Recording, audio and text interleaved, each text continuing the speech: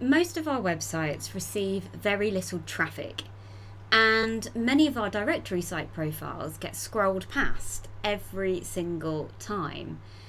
We all know that there are weird algorithms and AI at play in the online game.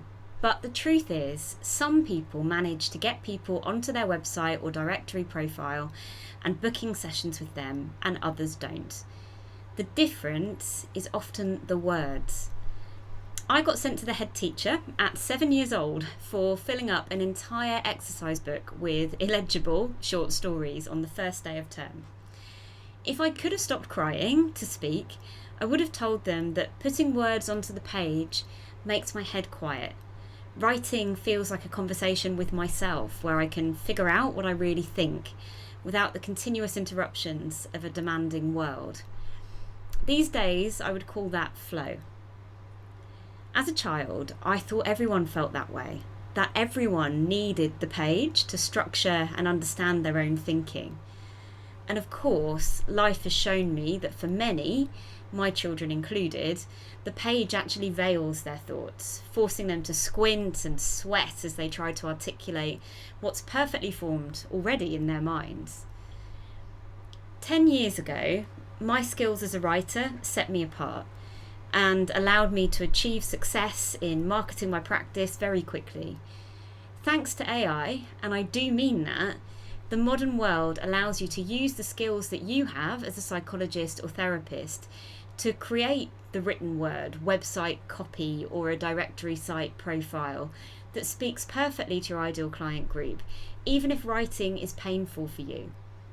So here are the principles that you need to stand out in the online crowd. Firstly, write like you're talking to a client. This is the most important one. Don't write for your peers. Imagine a real person who has come to you asking, "How can you help me with my problem?" And use the natural language that you would use to reply. If you struggle with this, try recording yourself, explaining it to a potential client, and then transcribe it. As therapists, we're great at connecting in person.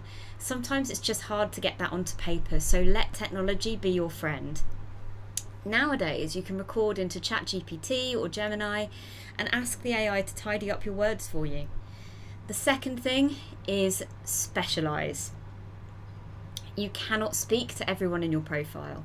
If you try, you'll blend into the background, you'll sound generic, and nobody will be sure that you're right for them. So pick one particular client group, your favourite, or the people that you've worked with most successfully in the past, and speak directly to them. This is a huge focus in my Start Up Your Practice programme because it's vital for attracting your ideal clients. Keep your approach simple.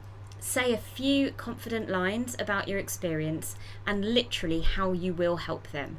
But please, for the love of all that is good, avoid jargon. Phrases like safe space or deep dives into your unique theoretical orientation, they often sound like gibberish to someone new to therapy. Stick to something like, "I have 25 years of experience in the NHS helping people with X, Y, and Z. I offer talking therapies like CBT and trauma-focused therapies like EMDR." That is enough. Really it is. You don't need to list every training course ever. Your core qualification is really important, and then maybe one or two if you have significant accreditations like EMDR, for example, that really define your practice. They're important maybe, but a 2-day CPD course, while it was valuable for you, shouldn't be front and centre here. It's just too many words on the page. Make booking really easy and explicit. Tell people exactly how to do it. Email me to book a consultation. Or if you're using an online booking system, which I really recommend, like Calendly or Acuity, tell them click this link to book your session directly. The less friction, the better. Be crystal clear about your fees. This is a big one. People get so anxious about fees that they often won't book a call with you just in case they can't afford you, because that is humiliating for them. Don't make them inquire to find out. Avoid vague sliding scale statements. Put yourself in their shoes. They want to know if they can afford you up front. So make sure that you're explicit about your fee wherever you're listing your services, on your page or on your directory site profile. And don't be afraid to use tools to make life easier. I honestly think it's a great thing that more talented mental health professionals are able to reach the right clients thanks to modern technology. If it's new to you, just don't be afraid to test out how AI can help you write. My top tip is to give prompts in several steps. And I've given an example prompt that you could use to prompt an AI to help you construct your directory site profile in the show notes to this episode, or if you're over on Substack with us, in the Substack article that goes with it. So please do check that out. I find that prompts that have several steps to them are so much more powerful than just kind of typing a paragraph into the AI. I've had good results with it this way. But also remember that anything that AI creates shouldn't be the finished product.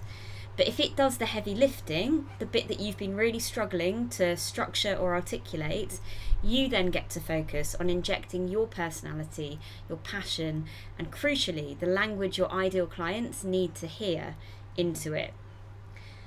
I would really love to know if this advice helps you connect more easily with your ideal clients, particularly if writing's been a struggle for you in the past. So please let me know in the comments if you use the prompt and how you get on with it. So if you're someone who is ready to turn your private practice dream into a reality, but maybe you're a bit daunted to jump in with 2 feet, I'd love you to join me on my free masterclass, Set Up Your Practice for Success. It's on September the 8th. I'll be sharing my 3-part framework to help you create a practice that is professionally fulfilling and financially secure, giving you that flexibility that you crave without the burnout that so often goes along with private practice. So if that sounds like it'll be useful to you, please do sign up. You've still got about a week to do it if you're hearing this when it's going out. I would really love to see you there. The link is in the show notes or below this video if you're watching on Substack.